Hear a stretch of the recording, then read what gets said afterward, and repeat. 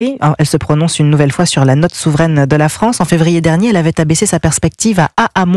Or, aucun sursaut budgétaire n'est survenu depuis. Mais c'est même le contraire. On assiste par exemple à une véritable saignée pour les entreprises françaises. Selon le baromètre des entreprises du groupe Xerfi, qui s'est appuyé sur les données des tribunaux de commerce, 168 000 sociétés ont été radiées du registre du commerce et des sociétés après des tentatives de redressement ou de sauvegarde infructueuses.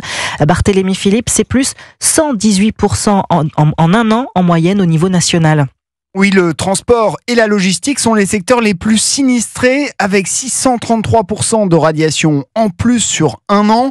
Dans le bâtiment aussi, l'activité recule depuis 2 ans. Jean-Christophe Répond est président de la Confédération de l'artisanat et des entreprises du bâtiment. Il y a l'entreprise usée entre la période Covid et la période hausse de l'énergie. Après, il y a l'entreprise qui a eu une gestion un peu moins stricte. Ils n'ont pas regardé les marges, pas répercuté leur prix à la vente. Cela ne passe pas le cap de la bonne gestion. Pour Denis Lebosset, président du cabinet ARC, beaucoup d'entreprises ont survécu au Covid grâce aux aides de l'État, mais pas à la succession de crises qui a suivi. Une augmentation du coût des matières premières, de l'énergie, une dissolution qui a quand même cassé la confiance et ralenti la consommation. On est face à des entreprises qui n'ont plus suffisamment de trésorerie parce qu'elles doivent rembourser leur PGE, le prêt garanti par l'État. Elles n'ont pas accès au financement bancaire puisqu'elles n'ont pas terminé de rembourser leur PGE. 2025 a mal commencé. Au premier trimestre, près de 17 000 entreprises ont été placées en procédure judiciaire. Barthélémy Philippe du service économie d'Europe 1. Bon début